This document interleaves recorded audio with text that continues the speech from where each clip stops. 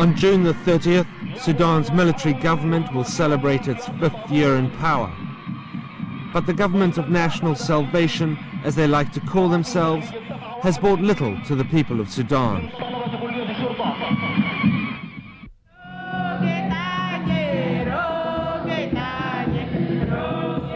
Sudan's non-Muslims have most to fear from the regime. Christians and animists in the south claim the government puts great pressure on them to convert to Islam, or otherwise persecutes them for their beliefs.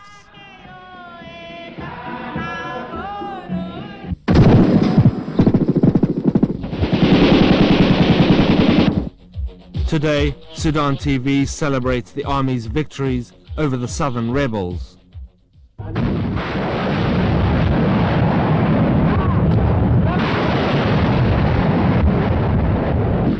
The rebels oppose the government's Islamic agenda, but these Sudanese troops are now more confident than ever that their war is in its final chapter.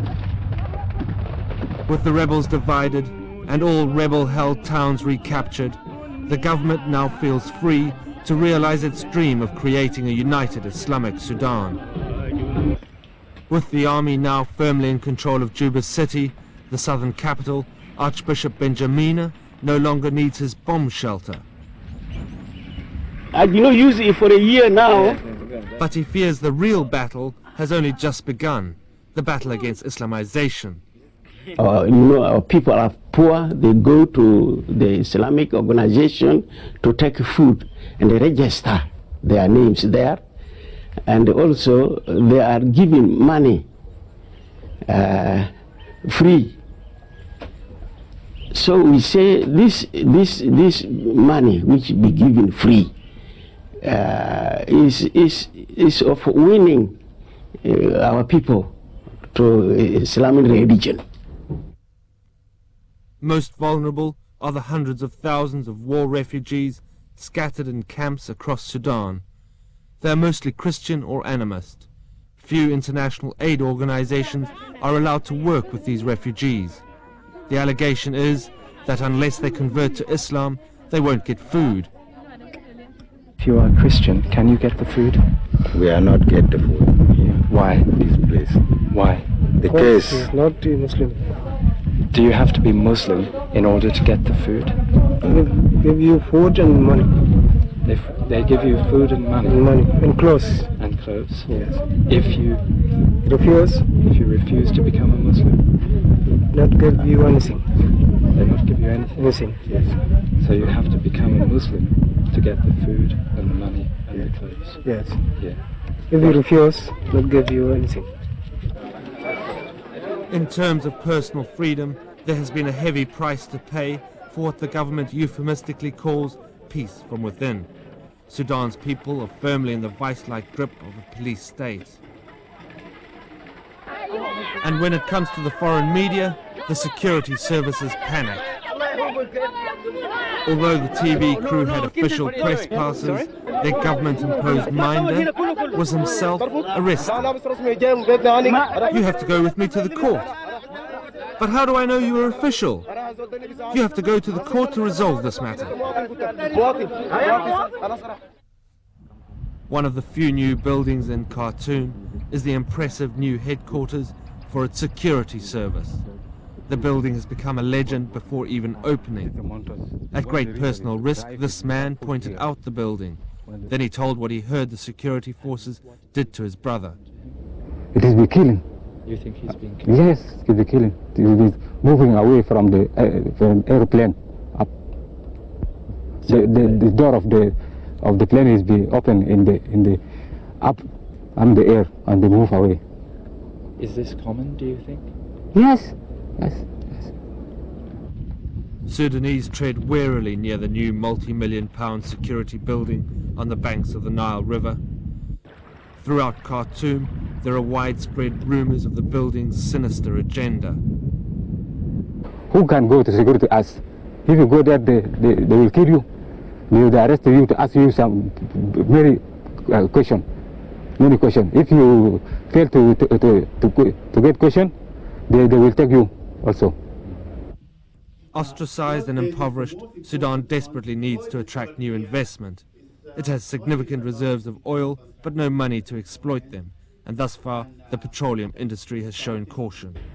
The Sudanese crude oil, it has a very low sulfur content, which makes it a very attractive internationally. Previously hampered by the civil war, the government is now determined to exploit this underground wealth, but is faced with international reticence from the oil magnates. Those powers are not interested to allow Sudan to explore its potentialities and to just become a superpower which may threaten them. The area of greatest potential oil wealth is also near the Nuba Mountains, where concern focuses on accusations of ethnic cleansing and the forced relocation of an entire people. For their alliance with the SPLA rebels and resistance to the government's Islamic policies, it's alleged that up to 2/3 of the Nuba people have been forced out of their mountain villages. Entire villages are removed en masse and relocated around army camps like this one in the flatlands outside Kadugli city. International aid organizations are rarely permitted to work here. Allahu Akbar! Allahu Akbar! Allahu Akbar! Allahu Akbar! The government and its forces are also accused of deliberately starving and burning the Nuba out of the mountains. These Sudanese soldiers are often no more than mercenaries, have minimal training and are notoriously cruel. The Sudanese claim these relocations are in fact providing shelter for a people desperate to escape the fighting in the mountains. How old is this village? It is about 2 years. Where was it before? It was in the mountain. Destroyed villages tell the other side of this story. Rare footage shows the devastation left behind after government troops visited the Nuba village of Koaten. We were attacked by the Sudanese army in the early hours of the morning. They burned all the churches and the village of Koaten. They killed so many people that we ran away. The village was destroyed, with the congregation hiding in terror inside. Sudanese forces allegedly set fire to this church, leaving everyone for dead. The church pastor was one of the very few who survived the attack. It's evidence like this which has caused the world to turn its back on Sudan.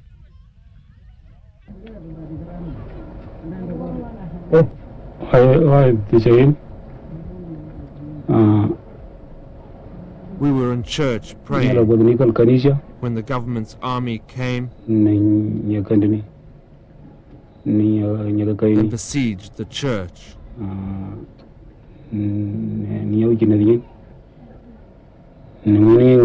After they burned the church with the people inside, the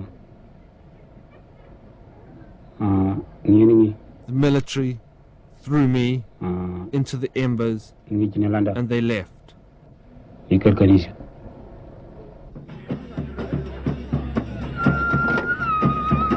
The government says such claims are exaggerated. They say the Nuba people are grateful for the security the soldiers bring. And it may be true that the Nuba are better off here than in their war-torn mountain homeland, but it doesn't justify a brutal policy. We give them service, we give them food, we give them clothes. We used to make these villages as the same as before or better than before. Therefore we call it peace villages. The same villages and not new villages and not camps, see. And what has been said in the West is not right. For the benefit of the camera, the authorities pulled out sacks of clothes which we were told had been in storage nearby for months. The Sudanese government is desperate to cover up the reality behind their activities in the Nuba Mountains. The evidence, though, is hard to dismiss, and until the Sudanese face up to the allegations, neither foreign investment nor an end to the war are at all likely.